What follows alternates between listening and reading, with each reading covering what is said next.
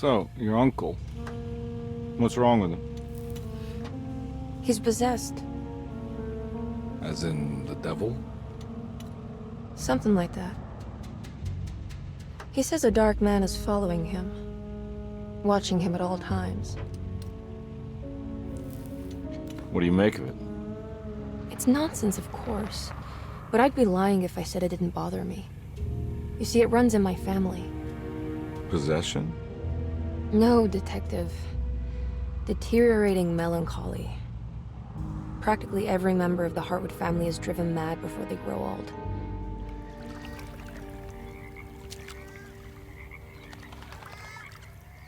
But Jeremy didn't kill himself.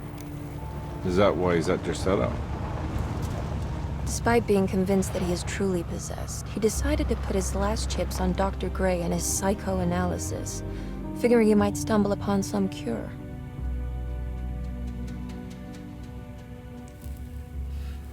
You mentioned a letter.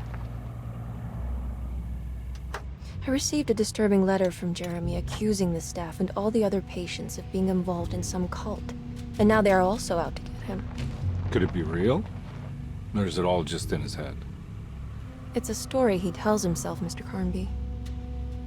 Anything to avoid the truth. Which is? That we're all terribly insignificant. That people mean so very little to one another. That there is no one out to get Jeremy Hartwood because he isn't worth getting. And here we are.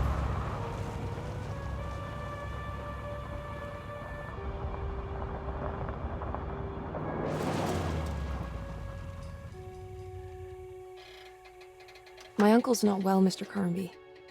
I want to make sure he's all right. Then what's my part in this? You couldn't get a cab? I just wouldn't feel safe going alone.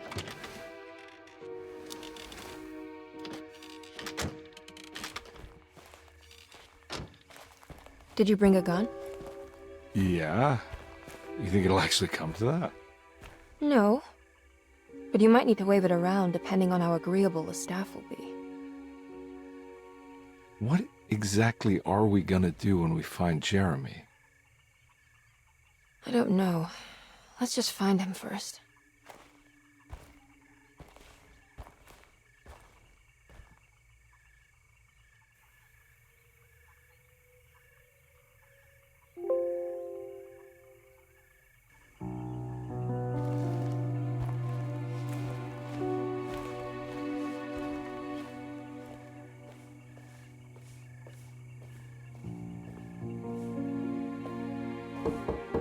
Hello? Hello? Looks abandoned. It can't be. There has to be someone around. Wait here. I'll go around back.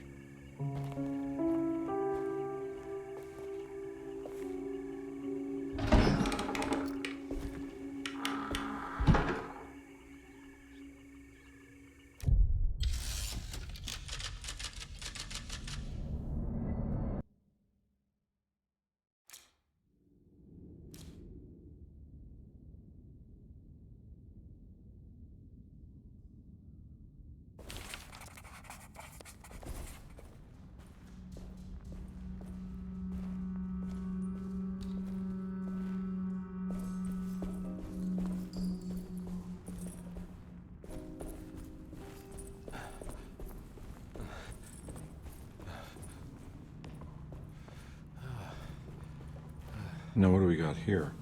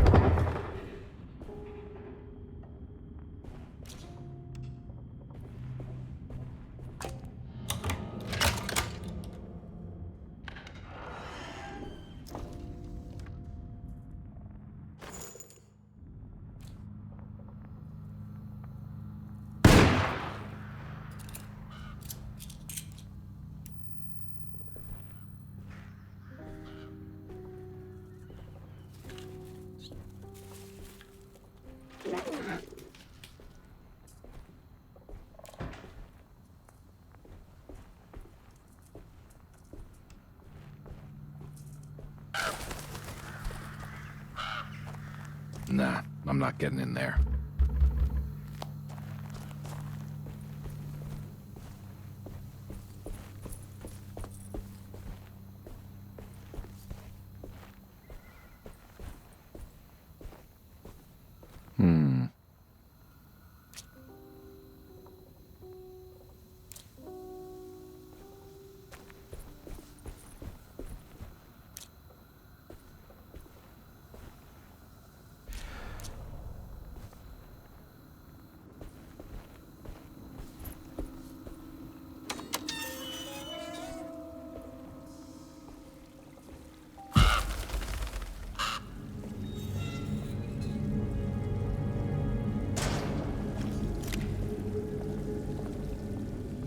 Whoa. That's one big tree to fit inside a conservatory.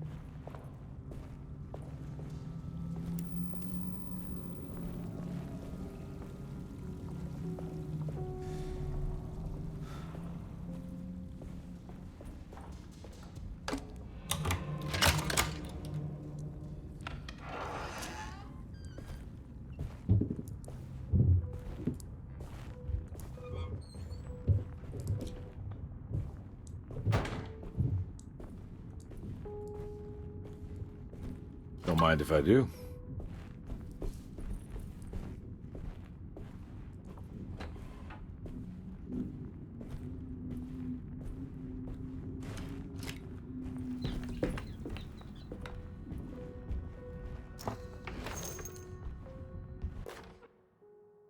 Every day your silence weighs a little heavier. It's been a difficult year for everyone, and many have lost all hope. I read in the papers about people suffering. Pictures of dust-covered landscapes without a drop of water. I wish I knew if you were still tending the earth or if you had turned your back against us. I have started to look for help elsewhere. I pray you will tell me if I am going down a path that you find disagreeable. With help from Baptiste and Charlotte, I found comfort in the practice of the voodoo. I have long been skeptical of that Caribbean cult, but it's been of good use to me. It seems all harmless in my book. I say some words dreamt up by the Creoles, and I carry around a small pocket of gris-gris. Nothing of this is mentioned in the Bible, of course, but the French Quarter priestess tells me it's all connected. She says the Christian God is just one more perspective on the creator of things. That's what I like to think, but the other way around, that the spirits of her faith are just aspects of you, our Heavenly Father. I am so grateful for the words you gave Mr. Hartwood. We will sing your praises at St. John's Eve. The world will be blessed soon again. Only the sacrifices of the Old Testament compare to your demands. Let it be the truth. A mother of earth, wood, and dirt. A mother of 1,000 young. Sacred sand, $1. Black cat oil, $1.50. Devil shoestrings, a quarter. That makes $2.75, madame. What was that you were telling the doctor? A goat without horns. What does that mean? Ah, you must have misheard me, madame. I said no such thing. Please, I know I don't look like any of you, but I'm devout. I'm ready to do what it takes. Do not be so eager to sacrifice the few things you have left, madam. Now please, leave my store. A goat without horns.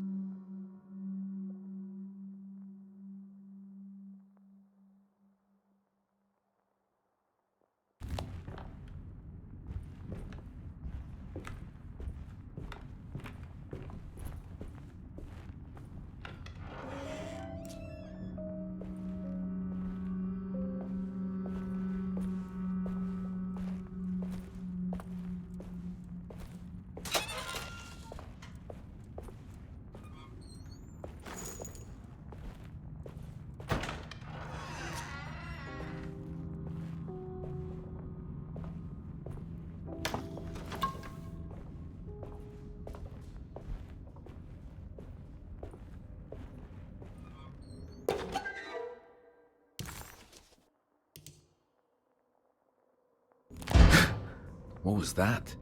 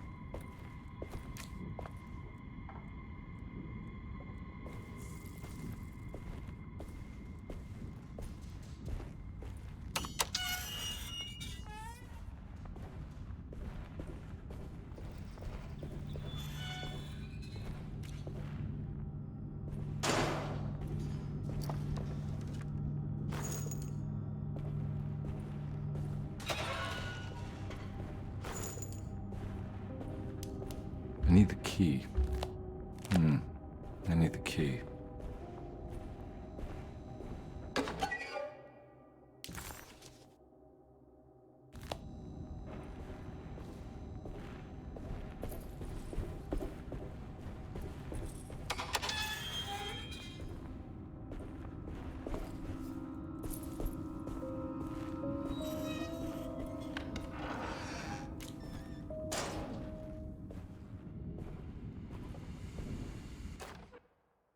Please do not touch the boiler. It is working after all. While the sabotage has caused a leak, only the decorative plate has been completely ruined. Let's wait for Mr. Chance to turn up and he can take a look at the leak. Mr. Waits.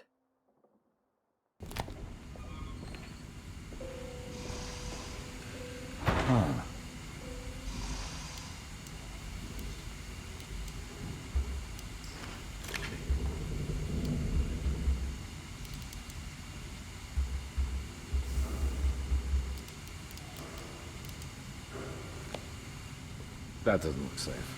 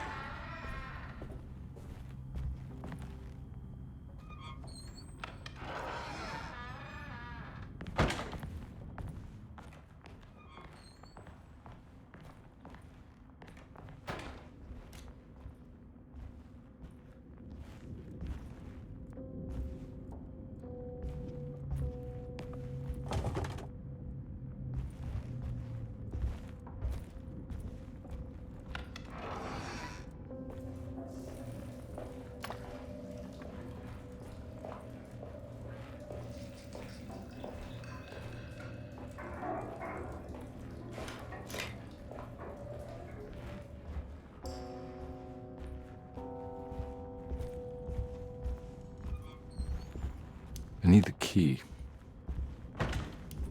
I need the key.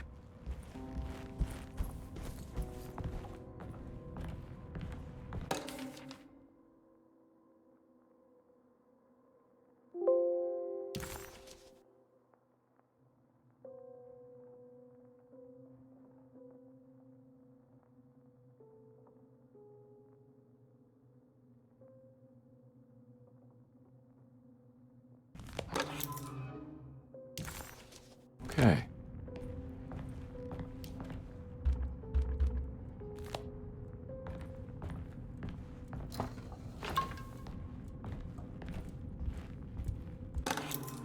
Sunday, June 22nd. I spent all day looking for Jeremy. I should have cared for the others, but I'm scared that he will do something irreversible. Cassandra is upset that I didn't give her the latest shipment of pain medication that Waits brought from the post office yesterday. I would have given it to her, but the company didn't send a new key this time around, so the box is just sitting there on my desk. They must have figured we had plenty of their gimmicky keys by now. I only remember seeing one lately. Grace was playing with it inside the grand parlor.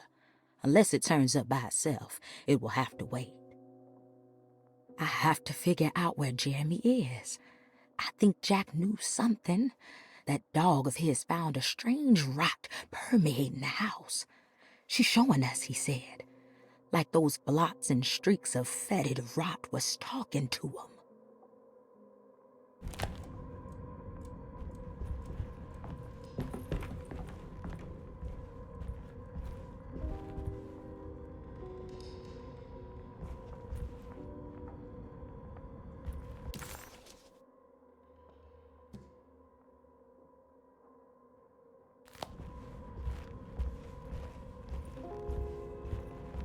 I need the key.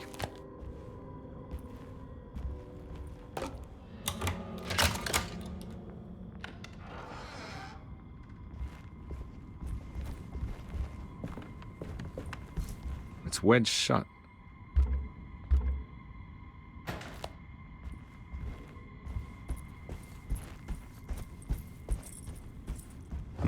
Looks important.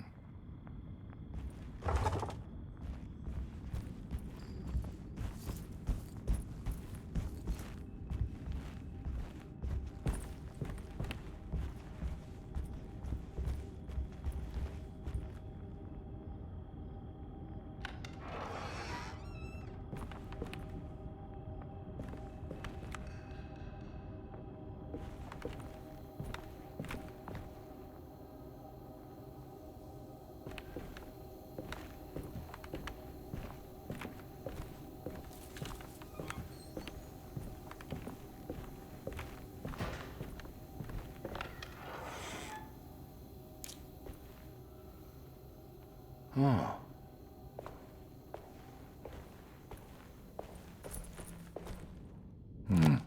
I need the key.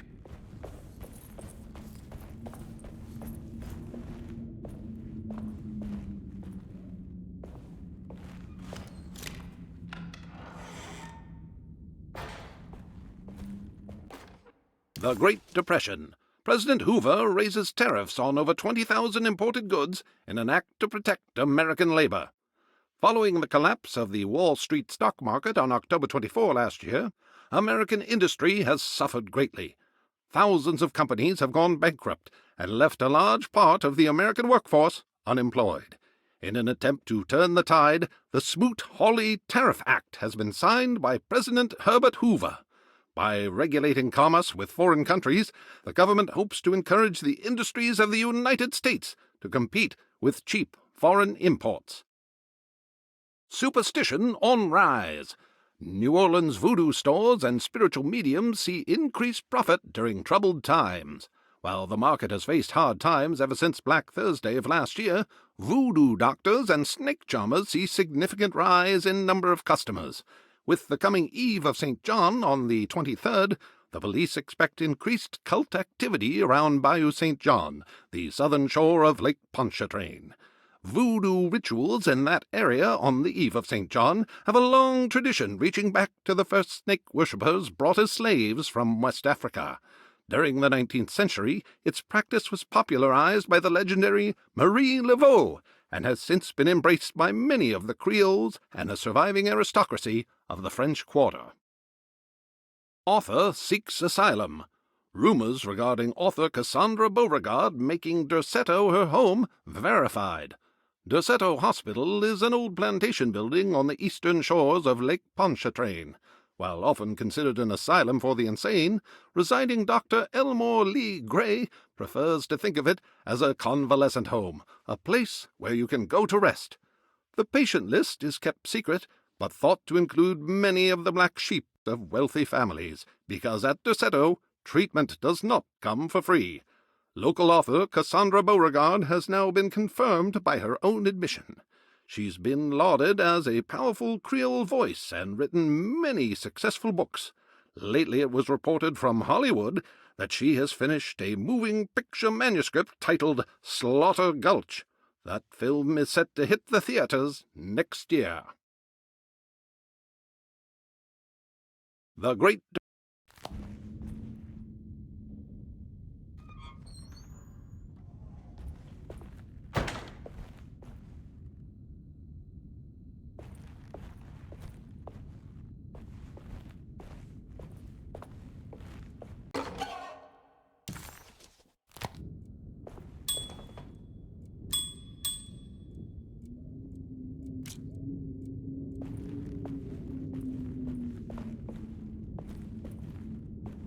I need the key.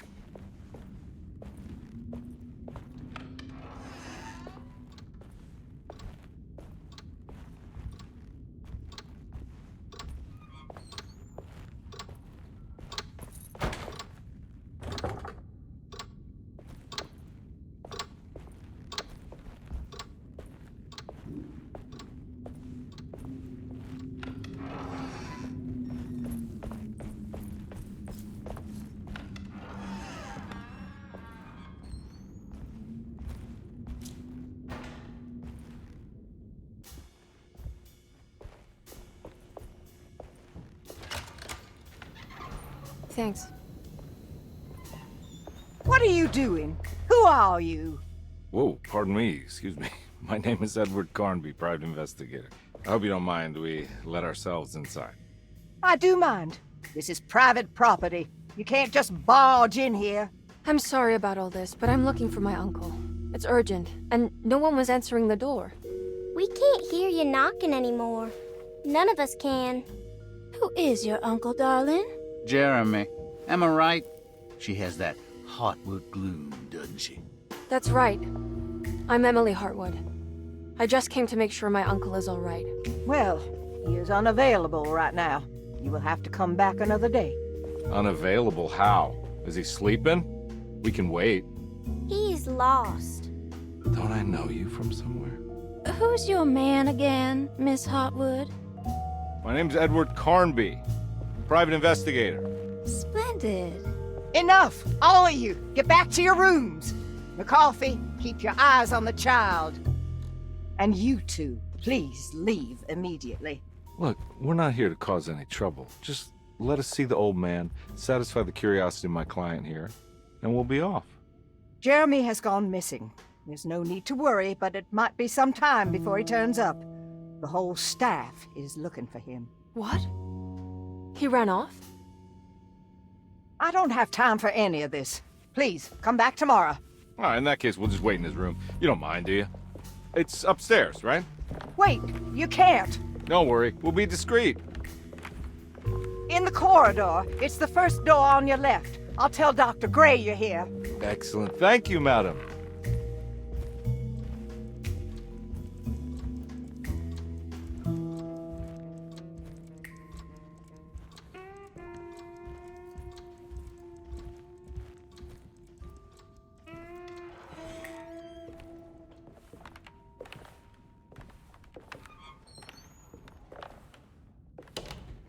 All right, here we are.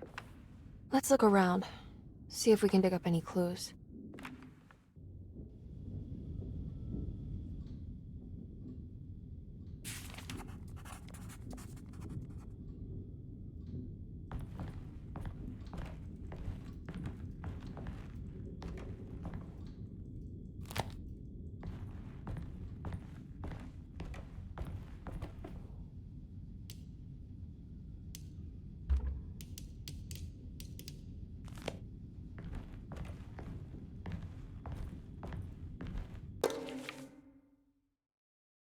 Every night the dark man stands opaque at the threshold of my room, counting the days until my spirit spills out of my tired shape.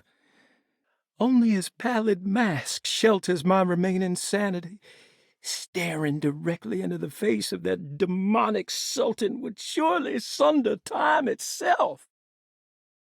Would he have looked the same to my father as he struggled for his life? Does his veiled face haunt my niece quite the same way? I wish so that I could rest my soul in that sunburnt convent of Teruel. Would I find you there, Juan? Or Senora Perosi, back from the beyond?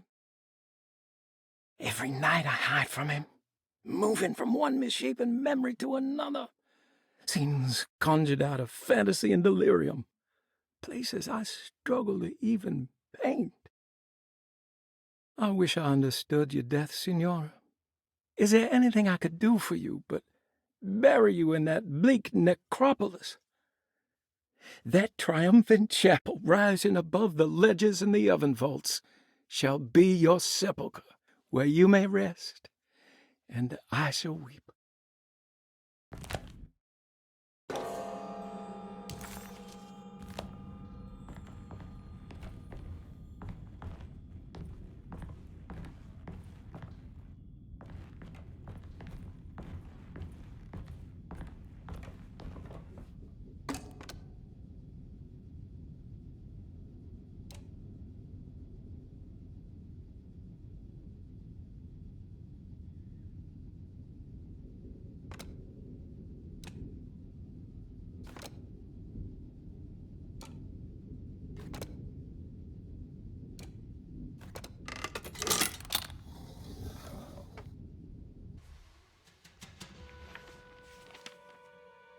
Hey, you know anything about this? Looks like some sort of talisman.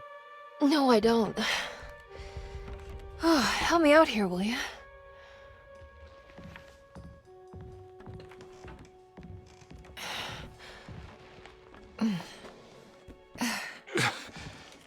I would kill the guy to throw some of this stuff out. I'd be crazy too if I had this much junk lying around.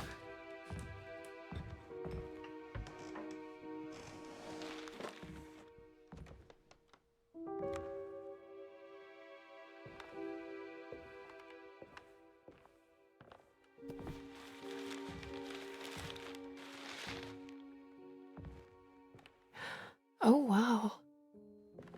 That's striking. I want to save this one.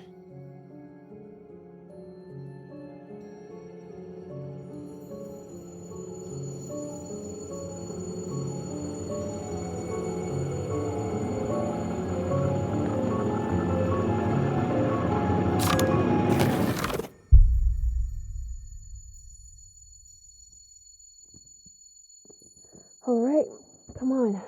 I want to go see Dr. Gray.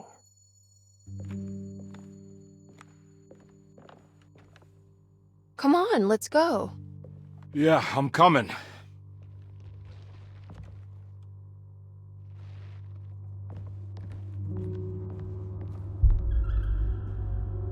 Miss Hartwood. Emily?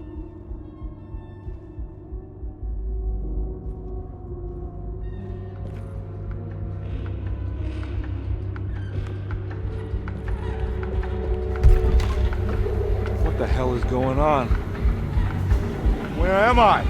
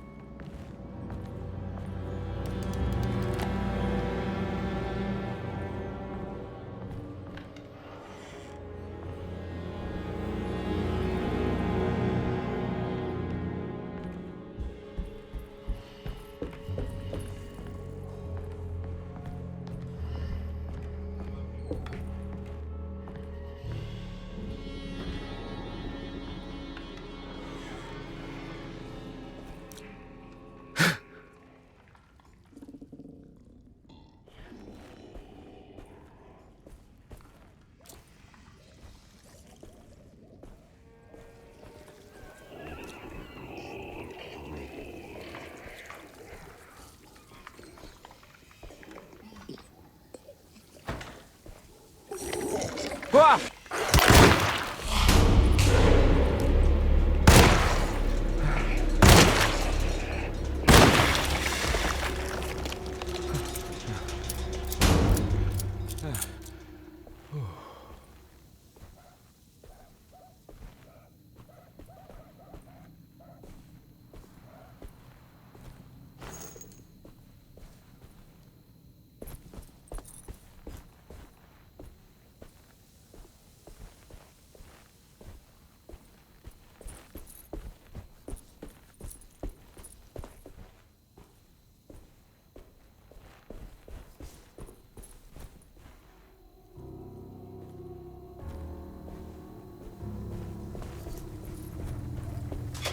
I can't go that way.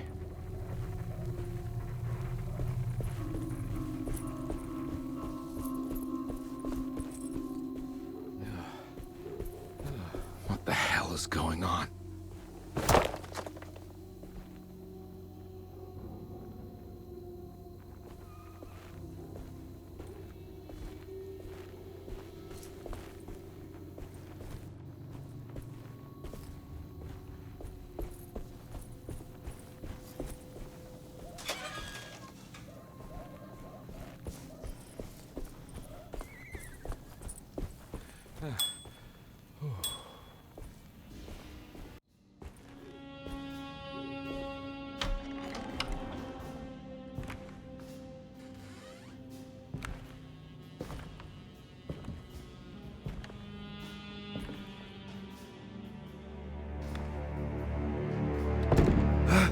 let them get inside, compare.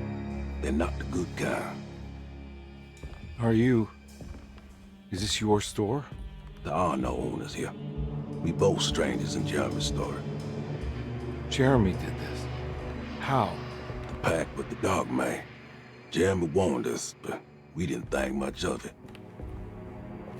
I'm Detective Edward Karnbi. I was hired by Jeremy's niece to find him. Oh, yeah? How much she paying you?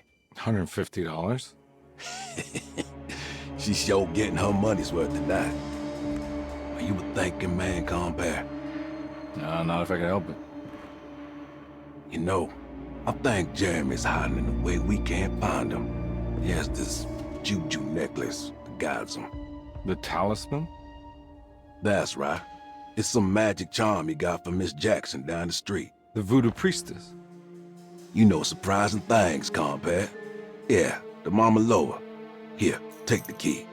I locked the gate to save her place from all the ghouls and goblins getting inside. Maybe if you go there, you can find some clues to show you the way. Thanks. I'll have a look.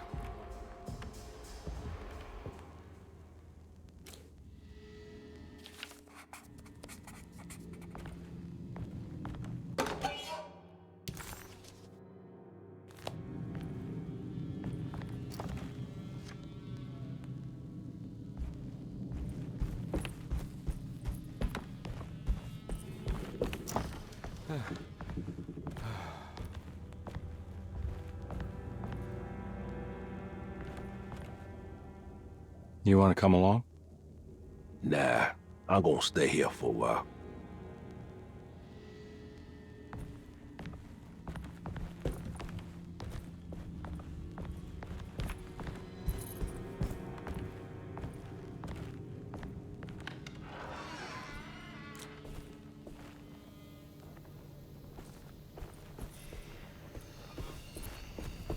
I can't go that way.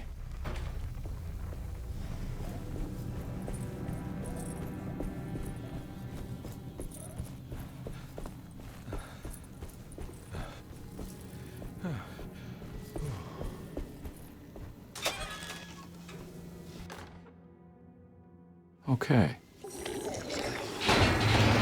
Yeah. Ah!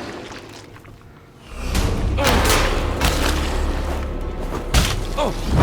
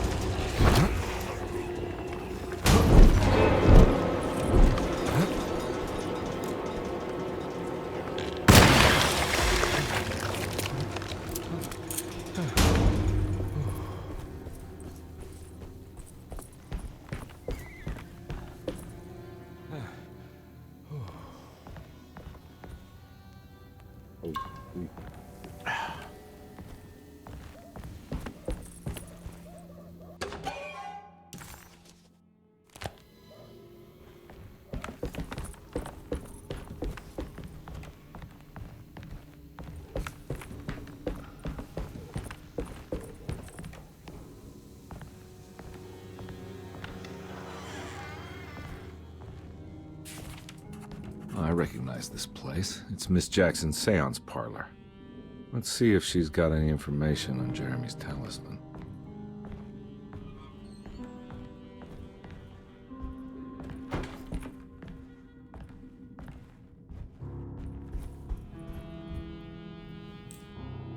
It's the talisman, like the one in the painting.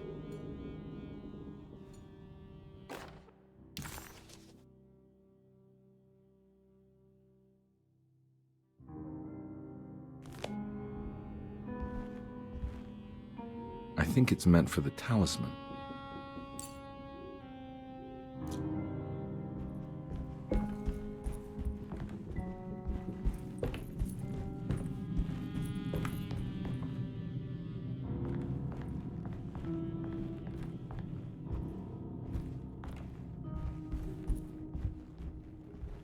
I think it needs numbers, like coordinates. Maybe there's something in Jeremy's notes.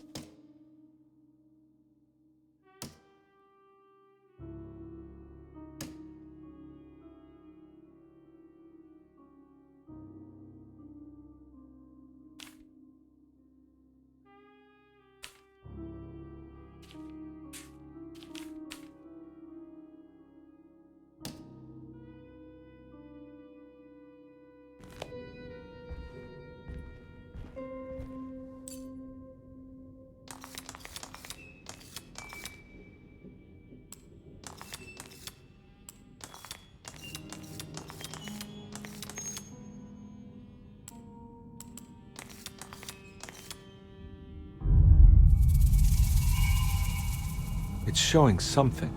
A place? Where is that?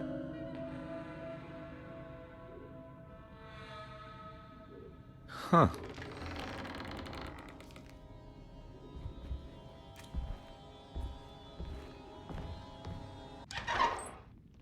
Detective, I was wondering when you were going to show up. Mrs. Thompson told me you were here. I understand you are working for Jeremy Hartwood's niece. Yeah, I guess so. I mean, you're not wrong. We came here for her uncle. I just didn't expect... I didn't expect this. You are Dr. Gray, right? That's right. You don't happen to have some identification, Detective. I'm not keen on having strangers prying into my business. Oh, Detective Edward Karnbi, Decatur Street, New Orleans. Enjoying the Vieux Carré, Detective? Those old French quarters, the voodoo people, the gangsters. I'm sure you live an exciting life. Well, it's not quite like the stories, Doc. Just trying to make a living. Aren't we all making a living? Well, welcome to Deseto, Detective. I hope your time here will be useful. Now, what can I do for you? Why don't you tell me where I can find Jeremy Hartwood? Why wouldn't that make for a short visit? I wish I could tell you, but I'm afraid I don't know. A drink, Detective? Anything brandy. Oh, you do belong in the French quarters, Detective. Armagnac or cognac? You know, just give me the cheap stuff. I'm not much of a connoisseur. Having low standards is not a virtue, Detective. Let me see if I can broaden your perspective. What can you tell me about Jeremy? I wouldn't want to go into details about his condition. Doctor-patient confidentiality. I'm sure you understand. Sure, but he is crazy, and he's gone missing. Why? Here, try this. Ooh, it's good. Got a bite? It's called a sidecar. The trick is not to be afraid of the tartness of the lemon. Then, for goodness sake, don't overdo the triple sec. Okay, what can you tell me about Jeremy? Well, let me think. He is an anxious man, constantly worried about events not presenting themselves according to his model of predestination. He complains about things not being carried out in the right order, and that some things simply shouldn't be. Is any of this helpful to you? Not really. I was hoping for some direction where to look next. I'm sorry. I have nothing for you then. You should talk to my orderlies. They have been looking for him for a while now. I'm sure they would appreciate your help. Yeah, I ran into Batiste earlier. Come to think of it, he might have given me a lead. Oh, excellent. So your investigation is already underway. I'm gonna go, but I'm sure we'll meet again. Looking forward to it. Safe returns.